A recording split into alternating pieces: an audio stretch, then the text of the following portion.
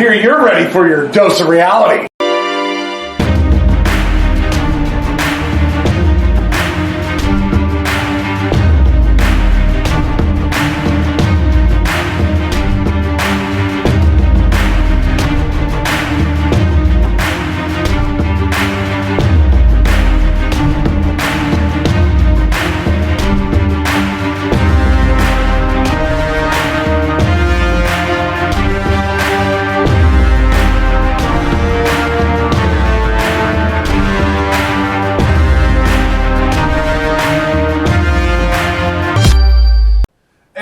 What's up, everybody? Welcome to another episode of the Dr. Quack Podcast. I'm your host, Dr. Quack. And I'm the important one, Mr. Mayhem. And we had a special request that came from one of the friends of the Dr. Quack Podcast, Jordan Drake.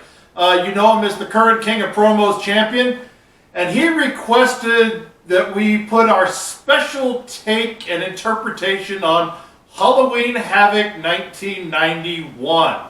For those of you who are not familiar with that, that is the match with the infamous Chamber of Horrors where Abdullah the Butcher pretended to be electrocuted. We're not going to be doing that one today for a very special reason. We looked on Cock, the Peacock Network. It doesn't exist. We looked on Netflix. Doesn't exist. We looked on Hulu. It doesn't exist. We looked on YouTube. We found 4 matches. We're not going to do that to you because we also review the stuff in between the matches and there weren't all the matches on there. So on YouTube, it doesn't exist. I looked on Amazon.com and they don't sell it. So if society is trying to forget this show, that is all. We cannot say anything worse than that. Yeah, exactly. So we found another show we're going to review here, and this is in dedication to Mr. Jordan Drake here. We are going to review ECW's Heat Wave 98. Yes. It was the time frame around when professional wrestling was at one of its hottest points, you know, and all around, didn't matter what fed was going on, it was definitely there. People were tuning in. It was starting to hit, the pay-per-view scene was already there, but ECW was just about to hit mainstream at this point. Yep, and this is going to be our first ECW review, whether it's WWECW or ECW itself. This is our first one. So I hadn't seen it before he pulled it out and showed it to me in the office because I was in Korea when this show happened, so I was not able to watch it. And because I'm not a huge ECW fan, I didn't care enough to actually go out and watch it on my own. So you're going to get a cold interpretation of this pay-per-view, which I'm glad to say I watched it, but I still didn't miss anything. And me, I enjoyed watching ECW, especially, you know, during my teenage years, because when this came out, I was actually in the Army. This came out in August of 1998. I was in basic training. So I got the tape once I hit regular Army, which was about 4 or 5 months later. Got to really sit down and watch this. But ECW Heat Wave came to us from Dayton, Ohio, and we had some great announce team here. I will say that. Well, I want to say first that reading through the Wikipedia, they went to Dayton, Ohio every year for Heat Wave, which was a small venue, but it was a very, very loud venue. They were very motivated, dedicated fans. I will say they did a good job of choosing this arena, even if they didn't get a lot of people in there. That's right. And yeah, let's go to the commentary team because I know you're trying to get to it because you want to talk about Francine. Oh, you gotta like Francine. Hey, she was good looking, I'll tell you. But she had the franchise Shane Douglas with her, and we get God, Joey Styles. Yeah, we got Joey Styles, then the franchise Shane Douglas. At the time, ECW World Heavyweight Champion was doing color commentary because he had an injury to his arm. Yes, and he was good. He was a very good color commentator. He didn't overspeak. He spoke about the analysis of the matches, and he added important things to both sides. Like, there were a couple times that he was playing heel. A couple times the heels didn't go for a pin. He's like, why didn't you go for the pin? So he did a great job of color analysis work. Definitely. And, I mean, here's what's sad. Every match on this show, someone involved in this show had someone that has passed away after 23 years. So every match does not have a complete card here. But we're going to go start with it here. First match was just incredible with Nicole Bass, Jason, and Chastity taking on Jerry Lynn. Jerry Lynn, mid-90s, he was kind of the face, the baby face side of ECW. He and RVD had one hell of a good run. And he's kind of out of this now, and he's taking on Just Incredible, who was also himself a really good talent. He did get some world title status with them. I didn't get this because I didn't watch the whole thing. I don't know why he had the oddities out there with him. I guess they were the WW or the ECW version of the oddities. So instead of Golga, we had Nicole Bass. I'm going to move on from there. This was a fun match. It was very ECW, very choreographed, very spot heavy. Not a lot of story in this, even though it was supposed to be this was their last match to end the feud. It was decent. I gave it 2 3/4 stars. The action is very good. They're both very athletic men, but ECW really wasn't my cup of tea because I'm more of a storytelling, more of a psychology match, and this was a spot fest. And me, I looked at it like this. You always talk about setting the table. I felt like this was a great one here to set the table. For ECW, yes. For an ECW show, this was a great table-setting match. And I give this 3 stars. I'll go a little bit higher. I felt like this was a great setting of the table. I love the finish. When you do a tombstone pile driver, that's incredible, off the second rope, I felt like that was really good.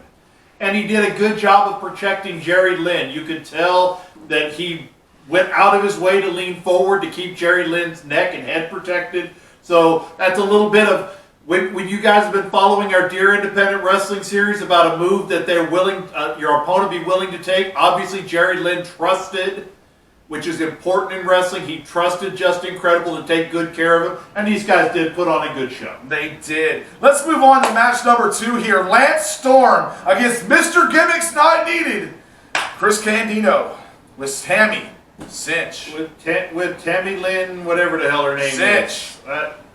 Cinch. Sunny. Sunny. She was Tammy Fitch for a while in the Pro Wrestling Illustrated magazines.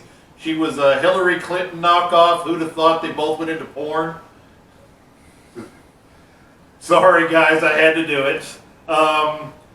Lance Storm, who's a tremendous, incredible worker against a guy I never cared about, and after this match, I still don't care about, Chris Candido.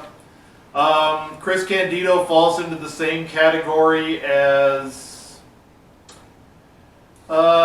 pretty much half of the 185-pound guys that think they're tough. I didn't buy his gimmick. He's not a great talker. The Gimmick's Not Needed thing, and then he's Rick Steiner. On this one, he's been Terry Funk. Sorry, you're not funny. And it's funny, look, just to point this out. This man grew up on the West Coast. This man over here grew up on the East Coast. And so we have different views on ECW. Yeah, but Big Show, when he did Shokishi and the Big Showster and the Big Showboski, well, not great, it was funny. Chris Candido wasn't funny. He was just annoying and stupid. The big storyline around this was that Chris Candido, of course, thought Lance Storm was trying to get with Sunny. The jealousy, the rage. When you need a good reason to have a story, a woman definitely makes that happen. But I gave this 2.5 stars. I felt like it was kind of spotty. It was a little bit sloppy. I mean, ECW was kind of known for that. I just didn't really feel like it was a great match, but it was enough to keep the momentum of the show moving. Yeah, my rating of this was 2 stars. My notes are stunt show, not thrilling, but athletic. And by God, it was athletic. And I don't know if Lance Storm, how happy he was. He has no emotion. He has no expression anyway, but some of the ways he moved around, I don't think he enjoyed being in a spot show. But he sure enjoyed when Tammy's puppies came out there, when he almost got pulled off there. She held herself and was running, and they had a guy from the back putting the jacket over top of her. That was back when Sonny looked good. So yeah, that's right. I'm going to compliment that by saying, don't watch it, just believe what I'm telling you because you don't want to see that much flesh. But when she's in one of her porns and she says, do you know who the hell I am? And the guy slaps her and says, I don't care who you are, suck. Yeah, I'm leaving the rest of the line off for YouTube purposes, but that's all I care about Sunny. Shut up and suck. There you go. So that explains all that. Ben had a backstage segment. New Jack with Jack Victory were fighting outside in a brawl. The Dudley boys were involved. The Rottens were involved. And yeah, big fight outside. New Jack, and they said the match was not going to happen between Jack Victory and New Jack because New Jack was injured. And I really, truly believe that Joey Styles was disappointed the match wasn't going to happen. His acting skills are below the floor. I did not buy Joey Styles was upset about this at all. But yeah, they had Axl Rotten and Balls Mahoney, the chair swinging freaks out there. They had New Jack was cutting a promo with a bunch of fans, and Jack Victory and his people power showed up. And that right there, that's just going to get my 2-finger salute. I know, it's been a while since I've done it because honestly, if you're going to have an ECW show, you really need to have New Jack in a match. We're going to explain what happened later on, but that right there just kind of irked me. I'm like, an ECW show without New Jack is like a day without sunshine. It does not belong. Yep, well, after he joined the show anyway. But anyway, people power went out there and started a fight with New Jack, and the Dudleys showed up in a rent-a-car, and they started fighting, and then Balls Mahoney and Axl Rotten show up, and then New Jack gets beat up by 5 people, including 2 people who are supposed to help him, so it was a stupid mess. All it was done was to add something later on in the show, which we'll get to when that part happens. This didn't need to exist. As he said, I will say for the record, I was not a New Jack fan. I have met the guy in real life. I still was not a fan. I think he took a lot of liberties and he pooped on the business a lot. But he was the face of ECW and he should have had a match on there because he was on there. So this segment didn't need to exist. Right. Moving on here. Mike Awesome versus Masato Tanaka. And I'm going to tell you, my opinion, I love this match. This was a great match. This was psychology personified. I loved it, because it kept going about the tables and you see such the high spots. It was incredible. Yeah, Masato Tanaka and Mike Awesome, the one thing I liked about ECW is they acknowledged your past. They talked about Mike Awesome, his time in Japan when he was known as the Gladiator. And he and Masato Tanaka had a knockdown, drag-out series of matches that brought them to ECW. And basically, Masato Tanaka made Mike Awesome a world heavyweight champion just because those 2 guys had tremendous chemistry. This match, while also a little bit of a spot fest, they built in psychology in this match, and the storytelling on this one from Joey Styles and Shane Douglas made sense to the match. They explained why these 2 guys can get up and have a little bit extra. So this one was one of my high matches. I gave it 3 stars. I really enjoyed it. I always enjoyed. There is not one bad Masato Tanaka Mike Awesome match anywhere I can find, and this one definitely was not a bad one. Yeah, I went 3.5. I went a little higher because I guess you might want to say that power bomb to the outside where he was mere inches from almost dying. If you watch him slow it down, thank God that table caught the head and a part of that shoulder because otherwise he may have been dead. Yeah, but it was still a great, very brutal, good storytelling match. Definitely. And now we're going to move on to a nice tag team match here. We had Jinsei Shinseiki and Hayabusa taking on RVD and Sabu for the tag team titles. And don't forget, we had Bill Alfonso in the corner in his whistle. They cut a little promo before with Rob Van Dam making fun of Jinsei Shinseiki's name in the WWE, Hakushi, and it was stupid. But it was Rob Van Dam, so fine, it was Rob Van Dam. I did like more of the jealousy between Sabu and Rob Van Dam. That was much funnier. And then we get to a match that was a very, very good match, but it was a stunt show again, something ECW is known for. This one had too much going on. It was hard to keep up with. Sabu running all over the place. Sabu was not a tag team wrestler. Should never have been around the tag team scene. He needed to be out there by himself. But that's neither here nor there. Bill Alfonso, please shove that whistle up your ass. I'm tired of hearing it. You're just like Jimmy Hart. You actually took away from your charges, which, as Bobby Heenan said, is the worst thing you could do. When people pay attention to you instead of your charges, you're the problem. So, with that being said, I did give this match 3 stars. It was fun to watch. It was a car crash in real life that I got to watch and not be involved in. But, Yeah, I went 2 3/4 stars. I felt like it was very sloppy. I hated the fact that the tables broke. I know it's things you can't control, but it was just, it was kind of really sloppy. I think there was a language communication issue in this match. I gave it 2 3/4 stars. fair. I see what you're saying. I didn't hold the table breaking, even though Sabu yanked that table all over the place and broke the leg. I didn't hold that against him in the rating. Yeah, you can see some of the language barrier, even though Hakushi does speak English, and from what I understand, Hayabusa speaks just enough English to wrestle a match, but I would say it was more lack of a valid chemistry than a language barrier. Yeah, could be that. But now I'm going to move on to my Quack Attack! That's right. And this big match here, this to me was match of the night. This was Taz, the FTW champion, world champion there, taking on Bam Bam Bigelow in a Falls Count Anywhere fight. And this match, the first time around, they went through the ring. But this match here, oh man, this was just intensity. I brought this up when we were reviewing this at the office, and I'm going to bring it up because I want to hear the comment section. FTW, by the way, for those 2 or 3 people who didn't know what it stood for, stands for F the World. I'll let you put in what other 3 letters go with F. How can you be the F the World world champion?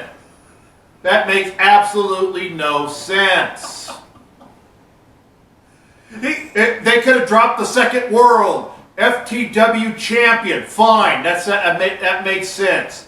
FTW world champion, no, stop it. Well, not taking away from that there, this match here was phenomenal. Bam Bam showing why he should be in the 2022 Hall of Fame there. I'm telling you, WWE Hall of Fame needs to put him in because he could work with anyone. No matter how sloppy, how big, how small, he worked well, and he did well in this match. It's a great selling job by Bam Bam. Taz did a great job being able to show that he is a little man with his massive strength. I gave this 3 3/4 stars. I felt like this match here was the best match of the night, and I loved when they went through the rampway. That was something that you did not expect because everybody's walked over it. And to include Masato Tanaka ran the entire length of it. Yes. So the biggest takeaway, or the biggest thing about that, they went and fought the opposite direction, so everybody was paying attention, so the ring crew could set that up, which is a good job. That's the way you work a whole match, is you take that kind of stuff into account when you're building a match. Taz kind of looked weak. Bam Bam, I definitely agree with you, carried this match much more because the human suplex machine at 5'8", 240 pounds, still isn't strong enough to throw Bam Bam Bigelow around. He did a few things they called suplexes, which were judo throws, not suplexes. It was a great fight. It was very, very stiff, and it was appropriate to the story they were telling, but it was very generic. It felt very WWE hardcore formulaic of, we do a minute and a half of stuff in the ring, and then we go out and we fight our way through the crowd, and then we make our way all the way back around, and then we fight our way back into the ring, and then we fight our way back out of the ring, and then we come back into the ring and we have a finish. It felt very generic, but the brutality, I only went 3 stars This was, I agree with you, I had no match over 3, so this, I agree, match of the night, so I'm going to bump it to 3 1/4 so I can say it's a match of the night, and it was. Yeah, I mean, but this is where WWE got their formula from when it came to run the Hardcore Championship. A lot of it came from ECW, so that helped them out. I didn't say it was good, I just said it's formulaic. That's right. You know, main event here. Let's talk about the main event here. Because we had a wild one. We had the Dudley Boys. We had Bubba Ray, Devon, and Big Dick Dudley taking on the Tommy Dreamer, the Sandman, and Spike Dudley. 6-man tag. Oh yeah, by the way, in the Dudley Boys corner, let me name down these people. We had Joel Gertner, Sign Guy Dudley, Jeff Jones, and Beulah McGillicuddy. Yes, they had a blow-up doll with Beulah McGillicuddy's face on it. I'm going to let you start this one. This is how great he feels about it. First of all, this should not have been the main event. I'm going to say that right off the bat, before I even start spraying, this should not have been the main event. This match had no draw to it. It had no interest in it. Taz and Bam Bam Bigelow should have been the main event. I understand why it wasn't, but it should have been. And now, I'm going to catch a lot of heat for this. I don't care.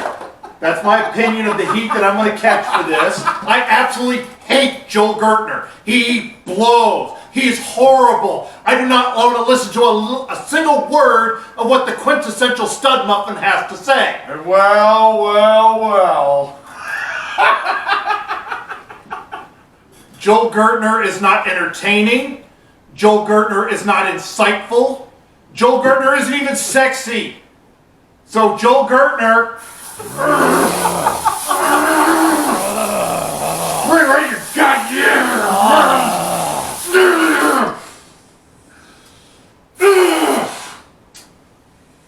Now, let's move on with the match. I'm just going to tell you, because they had about 20 minutes of entrance. Yeah! 20 minutes of that crap! And Joel Gertner cutting his promo, you know, and the Dudleys out there introducing everyone and everything.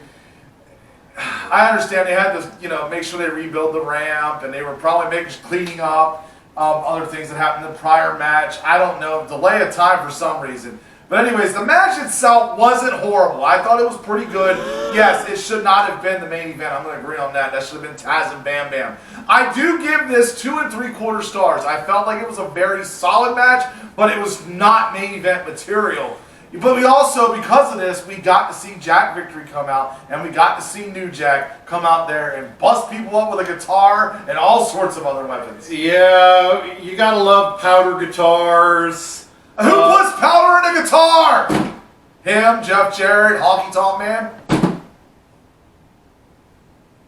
Reasons!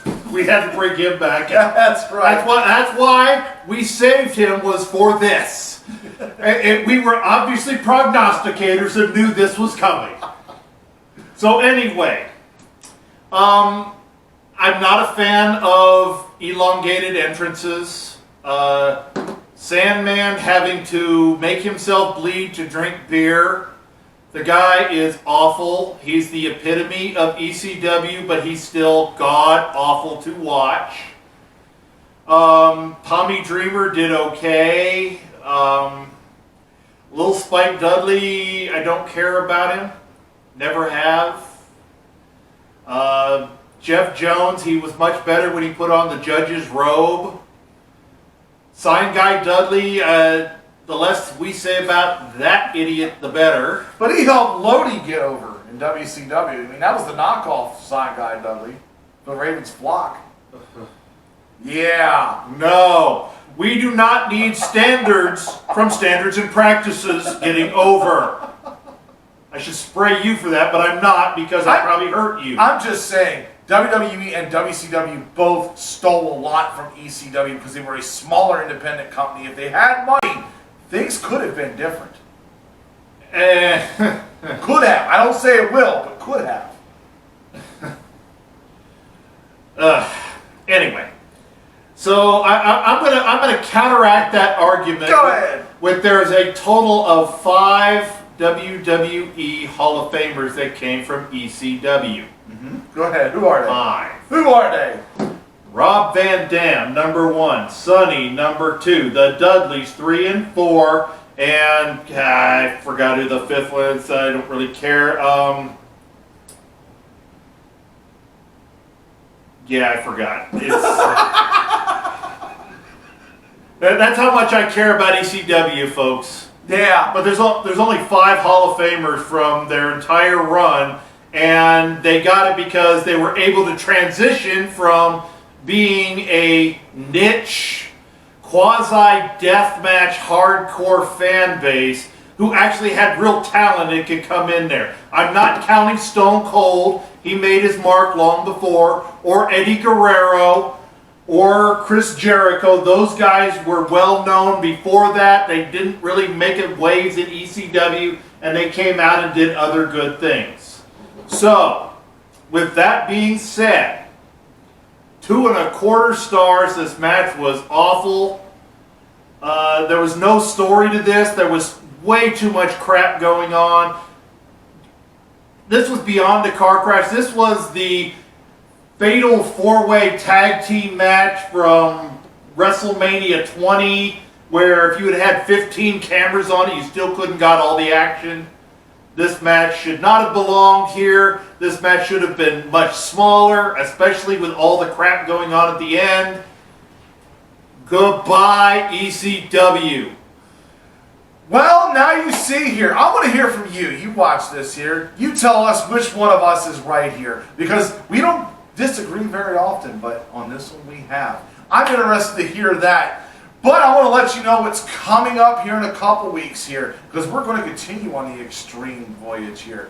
We're not going to ECW though. We're going here. I don't even want to know. Oh yeah. I don't even want to know. I didn't look at the run sheet on purpose. Oh yeah. I'm sure that please tell me that didn't say XPW. Please tell me that didn't say XPW. Please. No Supreme. No Supreme. I don't even want a Supreme pizza. I won't tell him. Will you? Thank y'all for tuning in. I am done here, folks. I'm your host, Dr. Quack. And I'm the important one, Mr. Mayhem, saying, you can leave me all the hate mail you want. I still didn't like ECW. And we're out.